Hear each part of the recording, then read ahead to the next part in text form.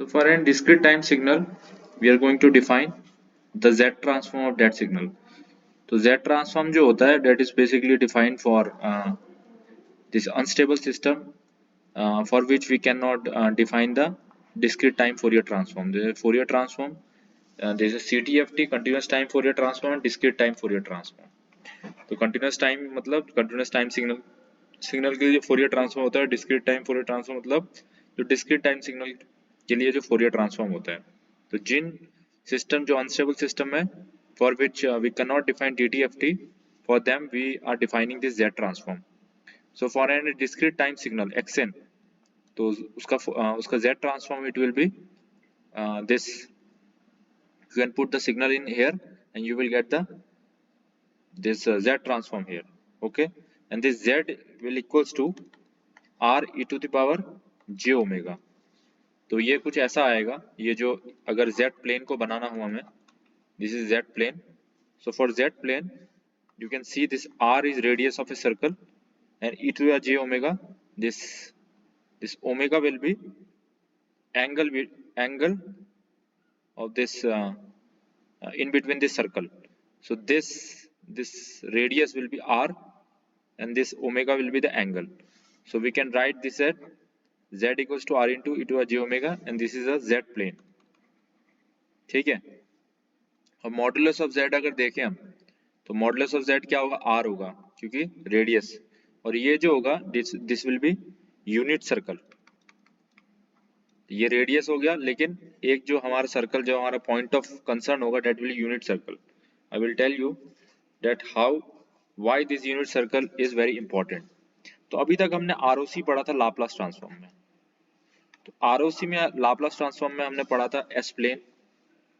S plane में क्या होता है, ये एक j-ओमेगा एक्सिस होता है, ये एक रियल एक्सिस होता है, ठीक है। अब हमने आरओसी में देखा था कि अगर राइट साइड सिग्नल है तो राइट मोस्ट पोल के राइट साइड में उसकी आरओसी होगी, जैसे ये अगर राइट साइड सिग्नल है तो राइट मोस्ट पोल ये हुआ, इसके राइट साइड में हुआ आरओसी। अगर लेफ्ट साइड सिग्नल है तो लेफ्ट मोस्ट पोल अगर ये है तो लेफ्ट साइड में होगा। अगर बोथ साइड सिग्नल है तो तभी वो सिग्नल एग्जिस्ट करेगा if that ROC contain the common ROC between this two, ठीक है। तो ये तो हमने लाप्लास ट्रांसफॉर्म में देखा था। अब ये जो आरओसी है ये Z ट्रांसफॉर्म में भी होता है कि जहां पे Z ट्रांसफॉर्म कन्वर्ज करेगा, तो Z ट्रांसफॉर्म कन्वर्जेंस जो इसकी कंडीशन होगी दैट विल बी जो हमारा लाप्लास ट्रांसफॉर्म में जैसा होता था कि जो इंटीग्रल एब्सोल्यूट इंटीग्रेबल एक हमारा एक हम एक्सप्रेशन लिखते थे कि वो एब्सोल्युटली इंटीग्रेबल हो सिग्मा के टर्म में, तो यहाँ पे हम R के टर्म में लिख रहे हैं, ठीक है। So this is the what it is the range of value of Z for which this ROC will be defined for a Z transform, ठीक है। तो इसका अगर हम लाप्लास ट्रांसफॉर्म से इसका कंपैरिजन करें तो जो आपने j ओमेगा एक्सिस में देखा था वो j ओमेगा एक्सिस, ये सपोज करो हमने प्लॉट करना है S प्लेन से Z प्लेन में। ये S प्लेन क्या है, ये कंटिन्यूअस टाइम का है। Z प्लेन क्या है, Z ट्रांसफॉर्म कब यूज करते हैं हम, जब डिस्क्रीट टाइम सिग्नल हम देख रहे हैं।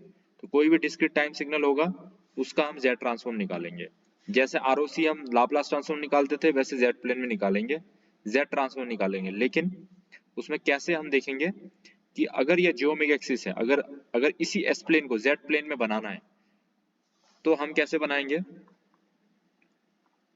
हम कुछ इस तरीके से बनाएंगे। ये j ओमेगा एक्सिस जो है इसको हम मैप करेंगे एक सर्कल पे, ठीक है।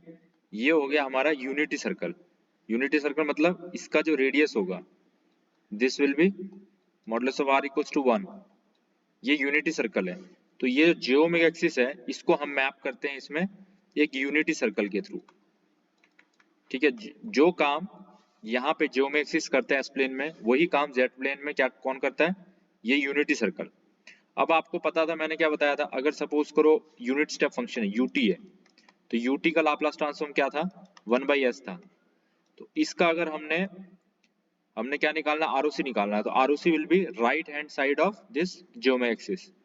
तो अगर यही सिग्नल हमारा डिस्क्रीट में है तो ये जो राइट साइड का जो सिग्नल है, ये जो भी राइट साइडेड सिग्नल है, ये सपोज करो लेफ्ट साइडेड सिग्नल है, ये लेफ्ट साइडेड सिग्नल है, ठीक है। तो जो हमारा लेफ्ट साइडेड सिग्नल होगा वो हमारा मैप होगा इनसाइड द यूनिट सर्कल, और जो हमारा right side of this geometric axis है that will be map in outside of unit circle. मतलब ये इनसाइड ऑफ यूनिटी सर्कल, इसका मतलब जो लेफ्ट साइडेड सिग्नल है, लेफ्ट साइडेड सिग्नल का जो आरओसी होगा that will be confined to this unity circle.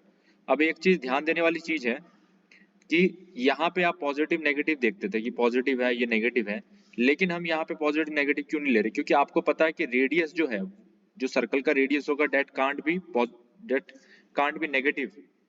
Radius कभी नेगेटिव हो सकता है? नहीं होगा।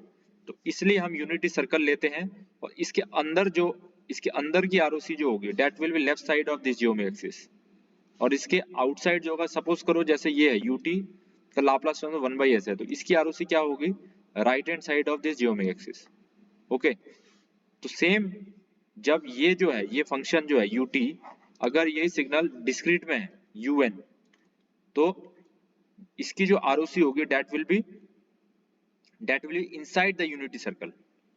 ये जियोमेट्रिक एक्सिस है, तो जियोमेट्रिक एक्सिस को मैप कर दिया हमने यूनिटी सर्कल में, तो जो इनसाइड ऑफ द सर्कल है that will be left side of this geometric axis, और जो आउटसाइड ऑफ द सर्कल है that is map according to the right hand side of geometric axis.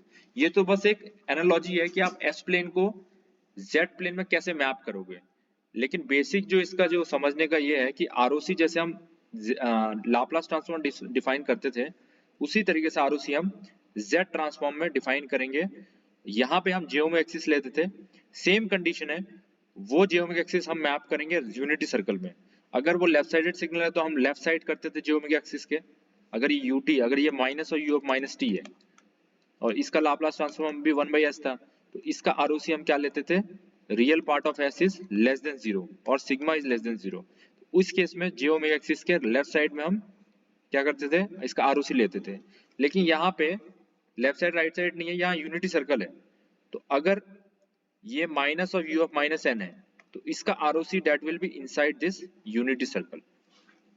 Okay, so this is all about the mapping of S plane and Z plane. This is very important, that how you can uh, give the analogy between this comparison between this S plane and Z plane. कि कैसे comparison, not specifically comparison, it will give you idea that how Laplace transform this S plane will be converted to the Z plane. Here remember that this geometric axis will be mapped into a unity circle in Z plane, and left side of this geometric axis will be inside the unity circle, and right hand side will be outside of unit circle. So for example, let me take an example of this Z transform, a signal, a basic signal. If we consider xn equals to a to the power n u of n, जहाँ पे a की value क्या है? कम है 1 से, 0 और 1 के बीच में, तो 0 और 1 के बीच मतलब कुछ ऐसा आएगा, जैसे un अगर ये है, तो a अगर सबसे पहले 0.5 है, फिर ये n की वैल्यू ली है, जैसे जैसे n इंक्रीज होगा, तो n इंक्रीज होगा, अगर 0.5 है, अगर a की वैल्यू हमने हाफ ले ली, फॉर एग्जांपल इसको अगर हमने प्लॉट करना है, तो a की वैल्यू अगर हाफ ले ली, तो सबसे पहले जीरो में, ये जीरो में क्या हो जाएगा? ये 1 हो जाएगा, u जीरो में क्या है? ये 1 है, ठीक है, plus half to the power 1 u1 plus half square u2, तो u1 u2 u3 ये तो सब 1 होगा क्योंकि यूनिट स्टेप है, तो ये क्या हो रहा है? हाफ हो रहा है सब, ये यहाँ पे 1 में क्या हो जाएगा? हाफ हो जाएगा, 2 में क्या हो जाएगा? 1/4 हो जाएगा, 3 में क्या हो जाएगा? 1/8 हो जाएगा, तो ये छोटा छोटा होता रहेगा, ठीक है। तो इस तरीके से सिग्नल होगा। अगर हम इसको, क्योंकि a की वैल्यू हमने क्या ली है? लेस देन 1 ली है, अगर a की वैल्यू ग्रेटर देन 1 लेते तो ये इंक्रीजिंग नेचर होता है, ये एक्सपोनेंशियल डिकेइंग सिग्नल है। और कंटिन्यूअस टाइम में अगर इसको देखोगे, इसका हमने Z ट्रांसफॉर्म निकालना है, तो ये तो just I am giving a overview about the signal that how it looks. तो अगर इसका Z ट्रांसफॉर्म हमने निकालना है, तो it will be n equals to minus in plus infinity x of n z to the power minus n।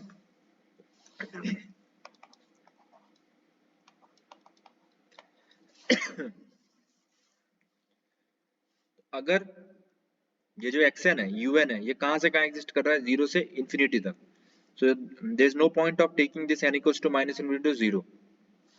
So we are taking n equals 0 to infinity. xn क्या है? a to the power n un z to the n. अब un क्या है? un जो 0 से infinity तक 1 होता है, तो we can write it as a z to the power minus 1 whole n. We can write it as like this. और ये अगर ध्यान से देखें तो it will be a gp. Why? It will in the form of gp, geometric progression. इस तरीके से आएगा plus up to infinity.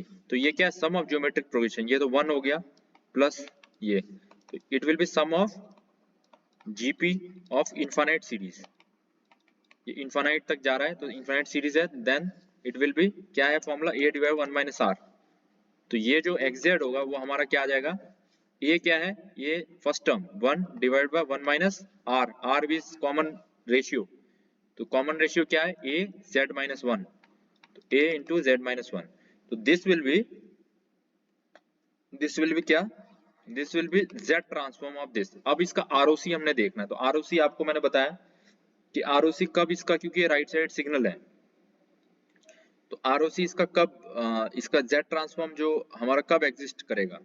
Exist तब करेगा जब a z इनवर्स 1 से कम होगा. अगर 1 के बराबर हो गया, अगर ये 1 के बराबर हो तो एग्जैक्ट क्या आ जाएगा? 1 माइनस 1 0 और 1 बाई 0 इंफिनिटी. तो हमारी एट z इनवर्स की जो वैल्यू है, modulus of a z inverse must be less than 1. ठीक है, तो इसका मतलब क्या हुआ? a by z is less than 1. तो अगर इसको z को इधर मल्टीप्लाई करते हैं तो modulus of z is should be greater than modulus of a. अगर इसको हम z प्लेन में प्लॉट करें,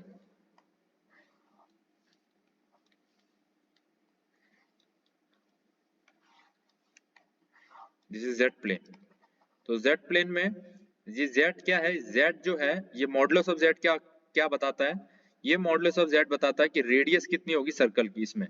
तो रेडियस अगर ये a है, अगर एक जो सर्कल है उसका रेडियस a है, तो जो हमारा आरओसी होगा that will be greater than a. ठीक है, दिस मॉडुलस ऑफ z मतलब एक सर्कल जो a है तो उसका जो हमारी जो वैल्यू होगी, उसकी जो आरओसी होगी that will be greater than a. अब आपने पहले क्वेश्चन में, ये क्वेश्चन में देखा, इसमें एक condition defined that a is less than 1. It means एक सर्कल हमारा 1 का यूनिटी सर्कल यहाँ एग्जिस्ट कर रहा है a के बाहर, क्योंकि a की वैल्यू जो थी वो क्या थी? वो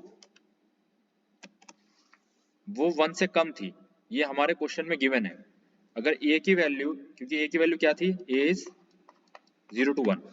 तो a जो है 1 से कम है. तो इसका मतलब जो भी रीजन यूनिट सर्कल, जो a जो सर्कल है जिसका रेडियस a है कोई सर्कल, उसके जो आउटसाइड में जो भी रीजन होगा that will B it's ROC of this signal. ये xn क्या था हमारा? a to the power n un. So in this way you can find the ROC and the z transform. तो ये हमें देखना है कि अगर ये राइट साइड, अब देखो ये जो हमने निकाला है तो इसमें ये क्या है? ये राइट साइडेड सिग्नल है. तो राइट साइडेड सिग्नल है तो जो एक पोल था हमारा, पोल क्या है यहाँ पे? अगर z को हम इनवर्स के फॉर्म में, अगर z के फॉर्म में लिखें तो ये आएगा z माइनस a. तो यहाँ पे देख रहे हो, यहाँ पे जो पोल है हमारा, पोल क्या आ गया? z इक्वल्स टू a आ गया.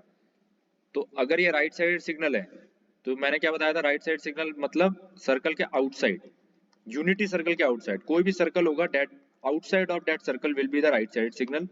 अगर ये नेगेटिव साइड सिग्नल होता तो क्या होता? इनसाइड ऑफ a होता.